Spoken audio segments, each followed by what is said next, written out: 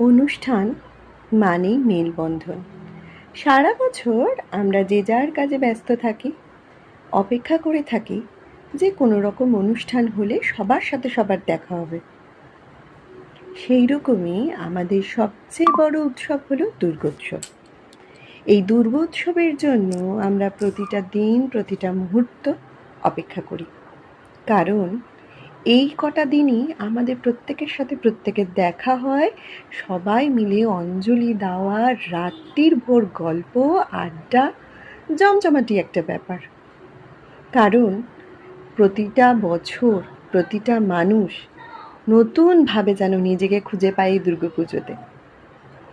দুর্গাপুজোয় শুধু মা আসেন না, মা নিয়ে আসেন অনেক অনেক আনন্দ। ছোট ছোট আনন্দগুলোই তো আমাদের বেঁচে থাকার রসদ, তাই না? যেমন আমাদের পাড়ায় বৃহস্পতিবার দিন হয়েছিল খুঁটি পুজো। খুঁটি পুজো মানেই কিন্তু মায়ের আগমনী বার্তা। আর সবাই উপস্থিত থাকতে না পারলেও কয়েকজন উপস্থিত ছিলাম, খুব মজা করেছি, আনন্দ করেছি। আমার প্রতি বছর থাকা হয় না, কিন্তু এই বছর আমি ছিলাম। আর যেহেতু দিনটা বৃহস্পতিবার ছিল, শাহবাবুও ছিল।